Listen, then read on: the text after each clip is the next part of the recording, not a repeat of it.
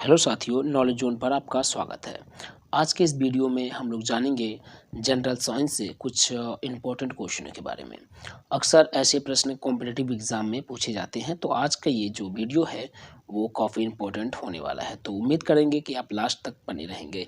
चलते हैं आपको लेकर के एक बेहतरीन से प्रश्न पर और एक महत्वपूर्ण से प्रश्न पर कह सकते हैं। तो आपके लिए जो सबसे पहला क्वेश्चन है वो यहाँ पे है। आपका प्रश्न है कि दाब का एसआई मात्रक क्या है।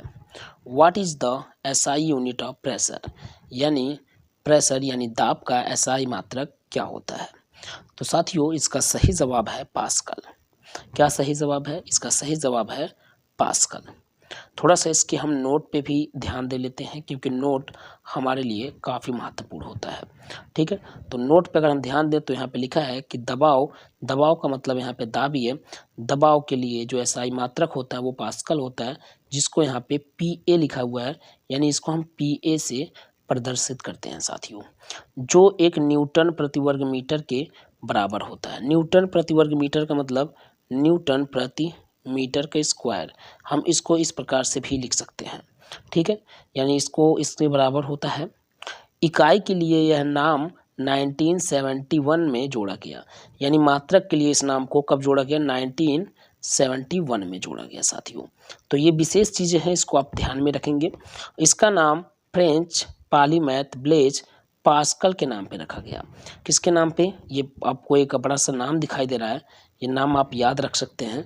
फिलहाल आप पास्कल बस याद रख लेंगे तो भी आपका काम चल जाएगा, क्योंकि हम सबको पता हो गया है कि जो दाब का एसआई यूनिट होता है वो पास्कल होता है। तो इन्हीं के नाम पे इस चीज़ को रखा गया था, इसलिए इसको पास्कल ही रख दिया गया, क्योंकि पास्कल के नाम पे ही रखा गया था।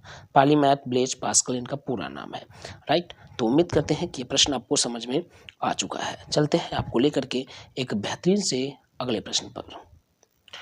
अगला प्रश्न आपके लिए है साथियों कि वाहन में मीटर, ठीक है ना, वाहन में मीटर जो वाहन द्वारा तय की गई दूरी की गणना करता है, ठीक है ना, उसको हम लोग क्या कहते हैं। सिंपल सा क्वेश्चन है और बेहतरीन सा प्रश्न है। आप इंग्लिश में भी पढ़ सकते हैं, इसलिए हम हिंदी और इंग्लिश दोनों में आपके लिए यहाँ पे शो करा दिए हैं, आप देख सकते हैं दोनों में। सिंपल सा हम ये कह सकते हैं कि जो वाहन हम लोग अक्सर देखते हैं अपने यातायात के रूप में, अपने सड़कों पर देखते हैं, उसमें जो मीटर होता है, ठीक है, जो आपकी डिस्टेंस का काउंट करता है, डिस्टेंस की गणना करती है, दूरी की गणना करती है, उसको क्या कहते हैं साथियों? तो उसको कहते हैं ओडोमीटर। क्या बोलते हैं? ओडोमीटर। यहाँ से हम लोगों का ऑप्शन नंबर बी वाला, यानी ऑप्शन सेकंड वाला आपका सही हो जाएगा। नोट पे भी हम लोग ध्यान देंगे, क्योंकि नोट हमारे लिए काफ़ी महत्वपूर्ण होगा साथियों। तो यहाँ पे हम कह सकते हैं कि एक ओडोमीटर या ओडोग्राफ भी इसको बोलते हैं, इस बात को ध्यान में रखेंगे। तो यहाँ से नोट देखने से हमको पता चल गया कि इसको ओडोमीटर या ओडोग्राफ भी कहते हैं। एक वाहन द्वारा तय की गई दूरी नापने के लिए ये उपकरण होता है, ठीक है, जैसे साइकिल या कार। ठीक है, साइकिल हो या कार हो, उसके जो दूरी मापने का यंत्र होता है उसको हम लोग क्या बोलते हैं? ओडोमीटर या ओडोग्राफ। ठीक है, वो इलेक्ट्रॉनिक या यांत्रिक या उन दोनों का संयोजन कुछ भी हो सकता है, इसके लिए कोई बाउंडेशन नहीं दिया गया है। या तो वो इलेक्ट्रॉनिक डिवाइस हो, यांत्रिक, या फिर दोनों का संयोजन हो भी सकता है। ठीक है, तो उम्मीद करते हैं ये भी प्रश्न आपको काफ़ी हद तक सही हो गया होगा, या हम ये कह सकते हैं कि पूर्ण रूप से आपको समझ में आ चुका होगा। अगर किसी प्रकार की कोई समस्या होगा तो हम आपसे अनुग्रह करेंगे कि आप कमेंट में अपना राय जरूर दें। चलते हैं आपको लेकर के एक बेहतरीन से अगले प्रश्न पर। अगला प्रश्न है कि एक स्ट्रीमलाइन प्रवाह में, ठीक है ना, एक धारा रेखीय प्रवाह में, प्रवाह में द्रव में प्रत्येक बिंदु पर समान रहता है। क्या समान रहता है? यहाँ पे आपको खाली स्पेस दिखाई दे रहा होगा साथियों, तो इसी चारों ऑप्शन में से वहाँ पे एक ऑप्शन सही होगा। यानी हमसे जो क्वेश्चन यहाँ पे किया जा रहा है उसको एक बार और पढ़ते हैं। क्वेश्चन ये है कि एक स्ट्रीमलाइन प्रवाह में द्रव में प्रत्येक बिंदु पर क्या ऐसा होगा जो कि समान रहता है। तो सिंपल सा हम कह सकते हैं कि धारा रेखीय प्रवाह में आपका जो होता है वो वेग हर एक बिंदु पे समान होता है साथियों। क्या? वेग।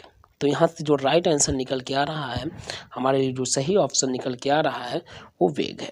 सिंपल सा नोट देखेंगे तो नोट में कुछ विशेष नहीं है। धारा प्रवाह में, धारा रेखा प्रवाह में, ठीक है ना, द्रव में प्रत्येक बिंदु पर क्या समान रहता है, वेग समान रहता है। ठीक है, चलिए अगला प्रश्न आपके लिए इंतजार कर रहा है और अगला प्रश्न आपके लिए यहाँ पे है। यदि कोई पिंड किसी सतह पर फिसलता है, अगर कोई पिंड है जो कि किसी सतह पर वो फिसल रहा है, तो उसके बीच गति का विरोध करने वाला बल फिर आपके लिए खाली स्पेस है कहा जाता है। तो इसको एक बार हम अपने भाषा में आपको समझाते हैं। जैसे मान लीजिए कि एक सतह है कोई, ठीक है, एक सतह ऐसे मान लेते हैं जो कि ये ढलान के रूप में है। यहाँ पे अगर हम एक पार्टिकल या गेंद ही मान लेते हैं, रख दिए, उसको यहाँ से छोड़ दिए तो नीचे की दिशा में ऐसे आएगा। ठीक है, तो इसके, ठीक है ना, इसकी गति का विरोध क्या करेगा। गति का मतलब, विरोध करने का मतलब ये गति इधर हो रहा है, क्योंकि ये जो आपका ढलान है वो नीचे की दिशा में है, तो गति जो होगा वो नीचे की दिशा में होगा।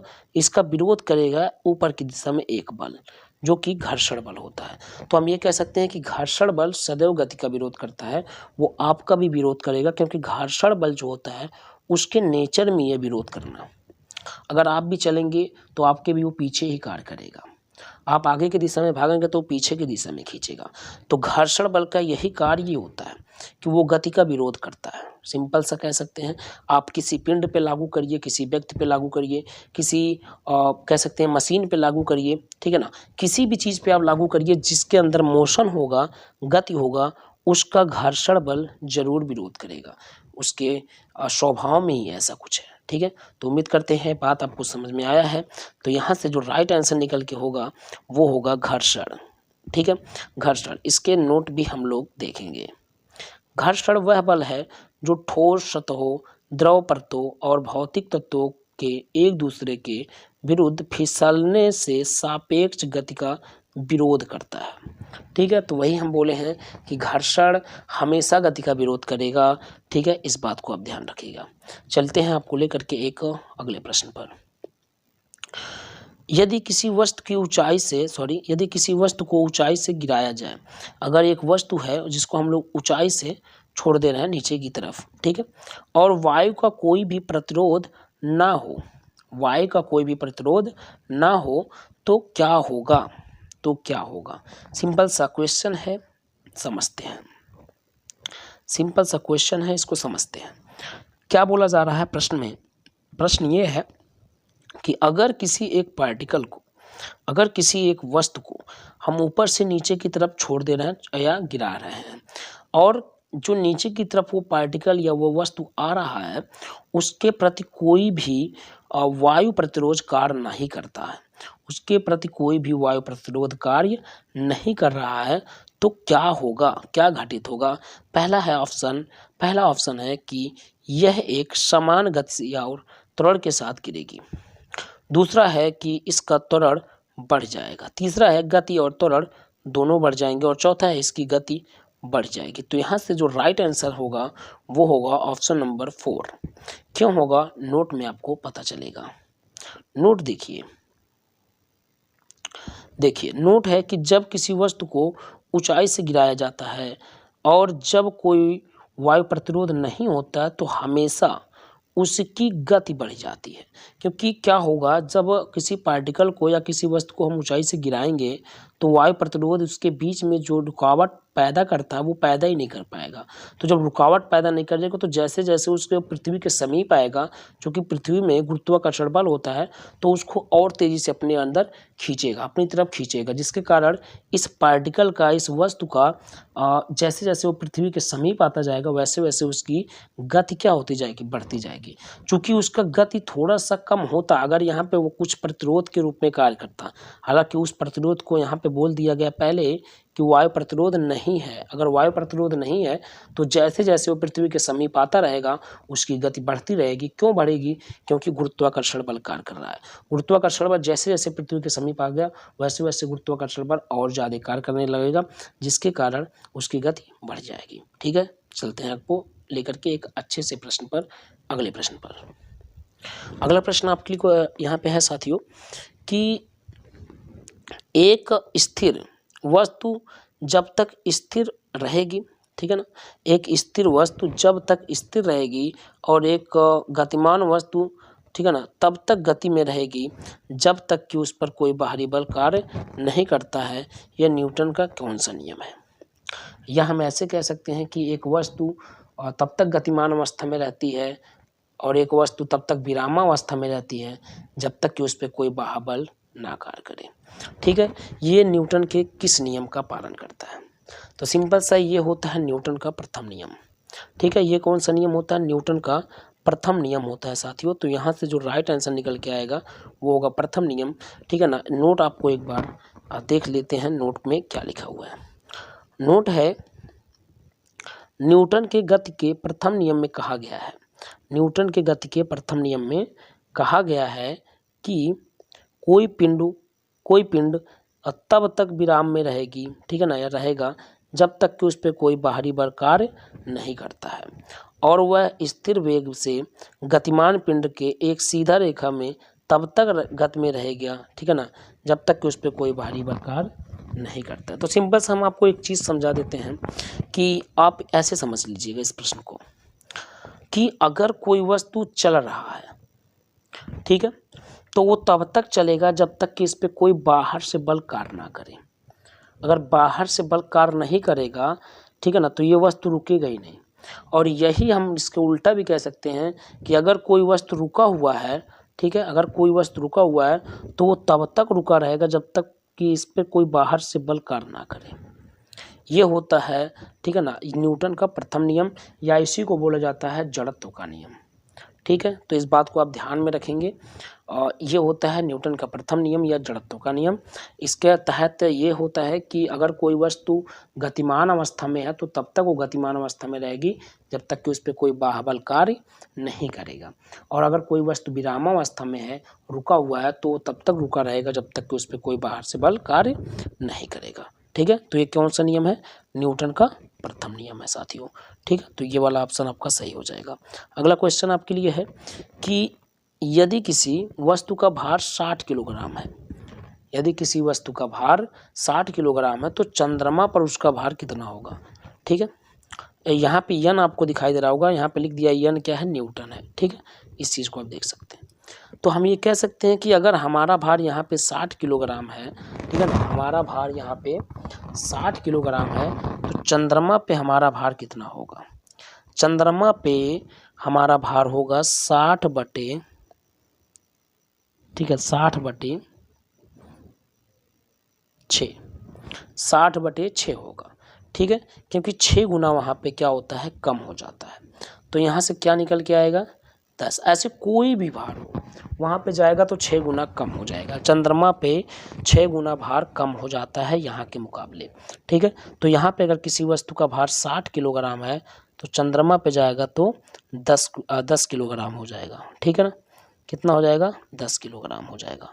तो यहाँ पे सिंपल सा हम लोग कह सकते हैं कि यहाँ पे 10 न्यूटन आपका सही हो जाएगा। आया बात समझ में? चलिए आपको लेके चलते हैं अगले क्वेश्चन पर। अगला क्वेश्चन है कि सूर्य से आने वाली यूवी किरणें मुख्य रूप से किस कैंसर का कारण बनती हैं? जो सूर्य से यूवी यानी अल्ट्रावायलेट किरणें जो आती हैं वो किस कैंसर का कारण बनती हैं? फेफड़े के कैंसर, लीवर का कैंसर, मुख का कैंसर या त्वचा का कैंसर? तो यहाँ से जो राइट आंसर है वो है आपका त्वचा का कैंसर। कौन सा? त्वचा का कैंसर का मुख्य कारण बनता है जो यूवी किरणें आती हैं। ठीक है ना, कौन सी किरणें? जो यूवी किरणें आती हैं कहाँ से? सूर्य से, वो आपके मुख के कैंसर का त्वचा के कैंसर का कारण बनता है। सूर्य या सनवेट्स से पराबैंगनी यानी यूवी, ठीक है ना, किरण जो विकिरण होता है वो त्वचा के कैंसर का मुख्य कारण बनता है। आपको लेके चलेंगे एक अच्छे से क्वेश्चन की तरफ अगले प्रश्न पर। निम्नलिखित में से कौन सी सदिश राशि नहीं है? आपको बताना है कि जो आपके पास नीचे 4 ऑप्शन दिए गए हैं, इन चारों ऑप्शनों में से ऐसा कौन सा है जो कि सदिश राशि नहीं है। ठीक है ना, देखिए, तो हम ये बता सकते हैं कि त्वरण जो होता है वो सदिश राशि होता है, बल जो होता है सदिश राशि होता है, वेग जो होता है सदिश राशि होता है। केवल विद्युत धारा जो होता है वो सदिश राशि नहीं होता है। बट अधिकांश स्टूडेंट के अंदर एक डाउट होता है कि विद्युत धारा का जो होती है उसके अंदर भी परिमाण होता है, परिमाण की आवश्यकता, ठीक है ना, और दिशा भी होता है, ठीक है ना। तो यहाँ पे जब परिमाण भी है और दिशा भी है तो ये भी आपका सदिश होना चाहिए, बट ऐसा कुछ नहीं होता है। क्यों नहीं होता, आप नोट में क्लियर करेंगे। नोट आप देखिए, ऐसा लग सकता है कि जो धारा होता है एक सदिश राशि है, क्योंकि इसका एक परिमाण और एक दिशा है। वही अभी बोलें कि इसके अंदर भी परिमाण और दिशा दोनों होती है, लेकिन उसके बावजूद ये क्या होता है, ये अदिश होता है। क्यों होता है? लेकिन बात यह है कि जो सदिश होता है ये सदैव सदिश के योग का नियम का पालन करता है। चूँकि धारा इसका पालन नहीं करता, ये बीजगणितीय योग जोड़ का पालन करता है, अनुसरण करता है, इसीलिए इसको अदिश में रखा गया है। सिंपल सा, इसमें आपका परिमाण और दिशा दोनों की आवश्यकता होती है, जो कि इसके अंदर है। लेकिन एक होता है जो हम लोग जोड़ करते हैं, वेक्टर का जोड़ करते हैं, जो सदिशों का जोड़ होता है उसका पालन ये नहीं करता है, ये बीजगणितीय जोड़ का पालन करता है, जिसके कारण इसको सदिश में नहीं रखा गया है। ठीक है, तो इस बात को आप ध्यान में रखेंगे। ये कन्फ्यूजन अपने अंदर से हटा दीजिएगा कि विद्युत धारा आपका सदिश होता है या अदिश होता है, इस बात को ध्यान में रखिएगा। आपको लेके चलेंगे एक अच्छे से प्रश्न की तरफ। यहाँ पे है कि एक सामान्य मनुष्य के लिए न्यूनतम दूरी, ठीक है ना, कितनी होती है। एक सामान्य मनुष्य के लिए जो न्यूनतम दूरी होती है, ठीक है, स्पष्ट दृष्टि की, वो कितनी होती है, तो वो होता है 25 सेंटीमीटर। यहाँ पे ऑलरेडी सेंटीमीटर ब्रैकेट में दे दिया तो यहाँ पे नहीं लिखा गया है। अगर यहाँ पे ना दिया होता तो यहाँ पे हम सेंटीमीटर लिखते। ठीक है, तो सामान्य मनुष्य की जो न्यूनतम दूरी होती है दृष्टि की, देखने की, वो कितना होता है, वो 25 सेंटीमीटर होता है। साथियों, ये क्वेश्चन काफ़ी इंपॉर्टेंट है। ठीक है, काफ़ी इंपॉर्टेंट है और मे बी हर स्टूडेंट को ये याद भी होगा, क्योंकि हम लोग क्लास 5th से लेकर के ही सारी चीज़ें पढ़ते हैं। ठीक है, तो यहाँ पे वही चीज़ लिखा गया कि स्पष्ट दृष्टि की न्यूनतम दूरी स्पष्ट छवि बनाने के लिए आँख के लेंस और वस्तु के बीच की न्यूनतम दूरी के रूप में परिभाषित किया गया है। यह स्वस्थ मानव के आँख के लिए स्पष्ट दृष्टि की न्यूनतम दूरी 25 सेंटीमीटर है। हालांकि यह उम्र के साथ बदलती रहती है, तो उम्र के साथ तो बदलेगी ही। अब वृद्धावस्था में जाएंगे तो आपकी कुछ जो इसकी दूरी है वो घट बढ़ जाएगा, वो अलग की बात है। तो ये आपका कह सकते हैं कि उम्र के साथ बदलती रहती है, लेकिन जो सामान्य मनुष्य है, स्वस्थ मनुष्य है, उनकी जो न्यूनतम दूरी दृष्टि की मानी जाती है वो 25 सेंटीमीटर ही मानी जाती है। ठीक है, चलिए आपको लेके चलेंगे अगले प्रश्न पर। अगला प्रश्न आपके लिए है कि सेंटीग्रेड स्केल का आविष्कार किसने किया था। ठीक है, सेंटीग्रेड स्केल का आविष्कार किसने किया था, तो यहाँ से आपका सही जवाब होगा, ठीक है, यहाँ से आपका सही जवाब होगा एंडर्स सेल्सियस। एंडर्स सेल्सियस, ठीक है, ये इन्होंने क्या किया था कि सेंटीग्रेड स्केल का आविष्कार किया था। नोट में 1742 में, ठीक है, 1742 में स्वीडिश खगोलीय शास्त्री एंडर्स सेल्सियस ने सेल्सियस यानी सेंटीग्रेड तापमान पैमाने का आविष्कार किया, जिसका नाम आविष्कार के नाम पर ही रखा गया। ठीक है, तो हमें कह सकते हैं कि आविष्कारक के नाम पर ही ये नाम रखा गया। आविष्कारक कौन थे, आविष्कारक थे आपके एंडर्स सेल्सियस। तो एंडर्स सेल्सियस ने अपने ही नाम पे इसको रख दिए सेल्सियस, ठीक है ना, जो कि अक्सर हम लोग टेम्परेचर वगैरह में मापने के लिए यूज करते हैं। ठीक है ना, बोलते हैं इतने डिग्री सेल्सियस फलाना ढिमकाना, ऐसे कुछ करके। तो यहाँ पे मेन चीज़ है कि इन्होंने अपने नाम पर ही उसका नाम रख दिया। ठीक है, एंडर्स सेल्सियस ने अपने नाम पर ही इसका नाम रख दिया सेंटीग्रेड स्केल। ठीक है, चलते हैं आपको लेकर के अगले प्रश्न पर। अगला प्रश्न है कि किसी मशीन को चलाने पर ऊष्मा के रूप में ऊर्जा का अपव्यय होता है। यह ऊष्मा के कारण उत्पन्न होता है। यह ऊष्मा के कारण यानी किसके कारण, यहाँ पे हम कह सकते हैं किसके कारण उत्पन्न होता है। ठीक है, यहाँ पे एक बार फिर से क्वेश्चन को पढ़िए। यहाँ पे लिखा हुआ है कि किसी मशीन के चलाने पर ऊष्मा के रूप में ऊर्जा का व्यय होता है, यानी ऊर्जा का निकलता है, ऊर्जा व्यय होता है, खत्म होता है। ठीक है, यह ऊष्मा किसके कारण उत्पन्न होता है। ठीक है, तो ये होता है घर्षण के कारण, क्योंकि जब घर्षण होगा तभी वहाँ से ऊष्मा निकलेगा। अभी आप दो चीज़ों को आपस में रगड़िए, घर्षण करिए, तो वहाँ से ऊष्मा का ज़रूर उत्सर्जन होगा। इस बात को आप ध्यान रखेंगे। तो यहाँ से हम लोगों का जो राइट विकल्प होगा, सही विकल्प होगा, वो होगा घर्षण। ठीक है। मशीन के यहाँ पे नोट देखिएगा, मशीन के संचालन में ऊष्मा के रूप में ऊर्जा का व्यय होता है। यह ऊष्मा दो भागों के बीच घर्षण के कारण उत्पन्न होता है। ठीक है। तो इस बात को ध्यान रखेंगे, यही चीज़ हम भी बताए हैं कि घर्षण के कारण ही ऊष्मा का उत्सर्जन होता है, ऊष्मा निकलता है। ठीक है। अगला क्वेश्चन देखिए। अगला क्वेश्चन है कि सिस्मोमीटर का आविष्कार किसने किया था। ठीक है। तो सिस्मोमीटर का जो आविष्कार किए थे वे थे लुइगी पामियरी। कौन थे? लुइगी पामियरी थे, जो कि ऑप्शन नंबर आपको बी पे यानी सेकंड पे दिखाई दे रहे हैं।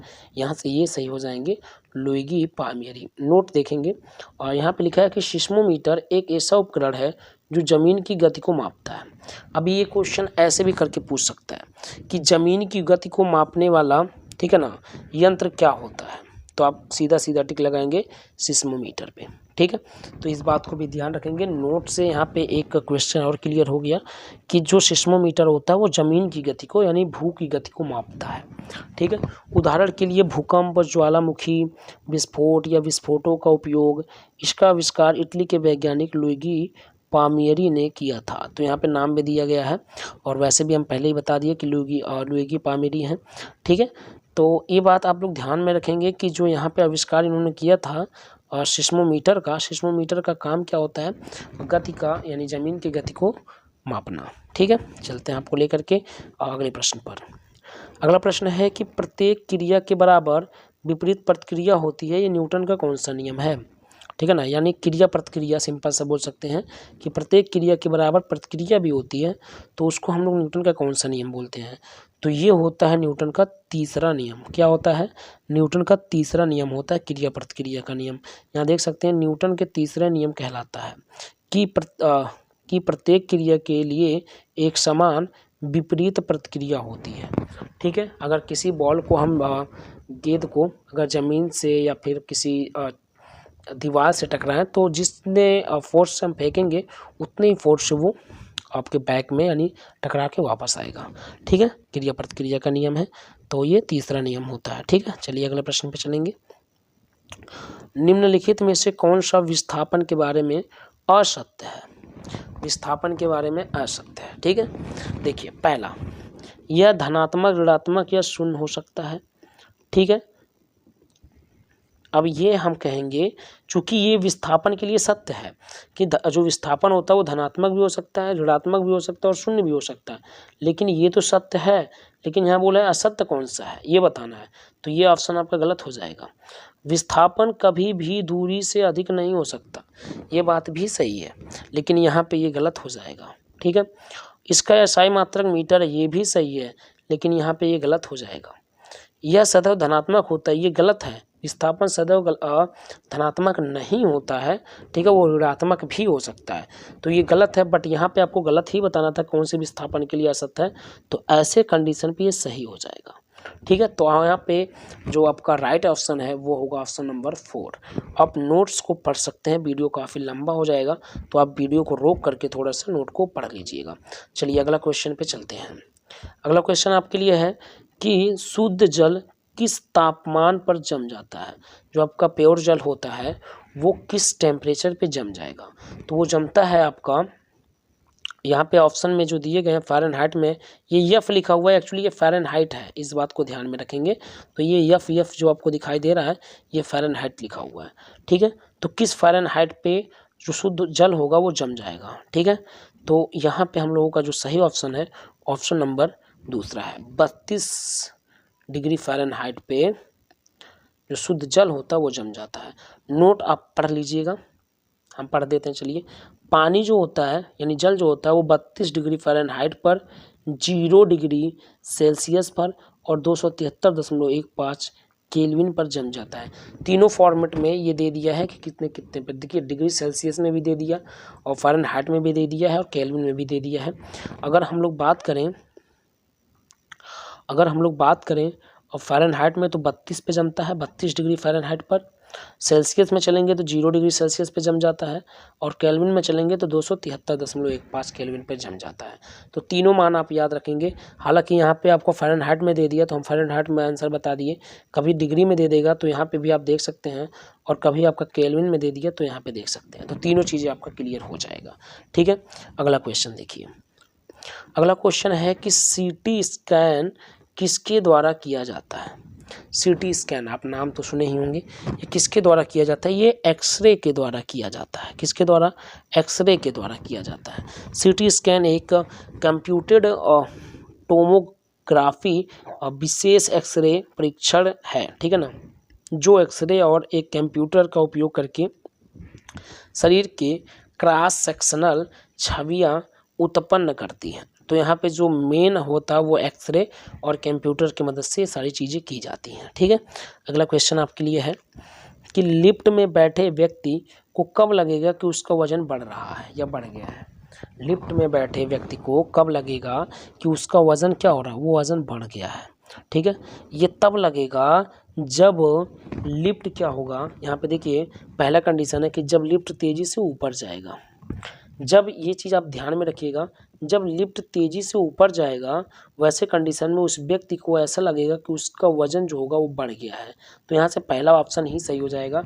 ऐसे कंडीशन में जब भी, क्योंकि हमारा शरीर जो होता है वो अपने शेप में रहना चाहता है, ठीक है ना, वो जैसे मोमेंट ऑफ इनर्शिया यानी जड़त्व के नियम में हम लोग पढ़े हैं कि वो विराम में ही रहना चाहता है। ठीक है, लेकिन विराम में रहने से क्या होता है कि एकाएक उसको ऊपर ले जाया जाता है तो उसका वजन वहीं पर रह जाता है, जिसके कारण हमको भारी सा महसूस होता है। ठीक है, तो यहाँ से हमको लगेगा जब लिफ्ट ऊपर की दिशा में जाएगा तो हमको ये लगेगा कि हमारा वजन बढ़ चुका है, और जब लिफ्ट नीचे की दिशा में आएगा तो हमको लगेगा कि हमारा वजन घट रहा है या घट चुका है। तो यहाँ से राइट आंसर आपका होगा ऑप्शन नंबर फर्स्ट। ठीक है, जब लिफ्ट तेज़ी से ऊपर की दिशा में जा रही हो तो हमको ऐसा आभास होगा कि हमारा वजन क्या हो गया, बढ़ चुका है। ठीक है, नोट में भी यही सारी चीज़ें लिखी गई हैं कि यह स्पष्ट है कि जब लिफ्ट ऊपर की ओर जा रही होती है तो हमें वास्तव में एक व्यक्ति अपने सामान्य वजन से थोड़ा सा अधिक महसूस करता है, और दूसरी ओर जब लिफ्ट नीचे की ओर गति करती है तो एक व्यक्ति अपने सामान्य वजन से थोड़ा सा कम महसूस करता है। ठीक है, इस बात को आप ध्यान रखिएगा। तो यहाँ फ़िलहाल ऊपर की ओर है, ठीक है ना, यहाँ पे वज़न बढ़ने की बात हुई है, कभी वज़न घटने की बात हो जाएगी तो भी आपको यहाँ से क्लियर हो जाना चाहिए। यहाँ नोट में दोनों चीज़ लिखी हुई हैं और हम वैसे भी बता दिए हैं। ठीक है, चलिए अगला क्वेश्चन देखते हैं।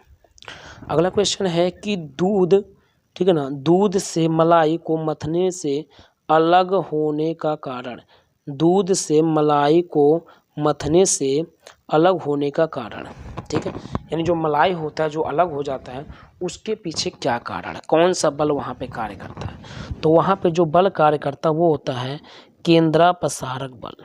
कौन सा, केंद्रापसारक बल। क्वेश्चन के जो यहाँ पे आंसर हैं इसको आप ध्यान में रखेंगे, इंपॉर्टेंट सा क्वेश्चन है। केंद्रापसारक बल, नोट, मथने से दूध से क्रीम का अलग होना केंद्रापसारक बल के कारण होता है, यानी दूध से जो क्रीम अलग होता है वो उसके कारण, किसके कारण होता है, केंद्रापसारक बल के कारण होता है। ठीक है, अगला क्वेश्चन आपका है कि प्रकाश की गति, ठीक है ना, प्रकाश की गति किसके बराबर होती है यहाँ पे, तो काफ़ी इजी सा प्रश्न है, 3 × 10⁸ मीटर प्रति सेकेंड। ठीक है, नोट में भी ये लिखा है कि निर्वात में प्रकाश की जो गति होती है वो 3 × 10⁸ मीटर प्रति सेकंड होती है, जबकि निर्वात में ध्वनि की जो गति होती है वो 0 होती है। निर्वात में अगर प्रकाश की गति के बारे में बात करेंगे तो 3 × 10⁸ होता है मीटर प्रति सेकंड, और निर्वात में ध्वनि की जो गति होती है वो 0 होती है, और हवा में जो गति होती है ध्वनि की वो 343 मीटर प्रति सेकंड होता है। इस बात को आप ध्यान में रखेंगे। अगला क्वेश्चन आपके लिए है कि लोलक द्वारा एक दोलन पूरा करने में लगे समय को क्या कहते हैं। ठीक है, लोलक द्वारा एक दोलन पूरा करने में लगे समय को क्या कहते हैं, तो उसको कहते हैं, ठीक है ना, समय अवधि। क्या कहते हैं, समय अवधि कहते हैं। ऑप्शन नंबर तीसरे पर है। एक दोलन पूरा करने के लिए पेंडुलम द्वारा लिए गए समय को क्या कहते हैं, समय अवधि कहते हैं। ठीक है, तो साथियों ये थे कुछ आज के बेहतरीन से प्रश्न। आज के लिए बस इतना ही। फिर मिलेंगे अगले वीडियो में, तब तक के लिए धन्यवाद। Thank you very much.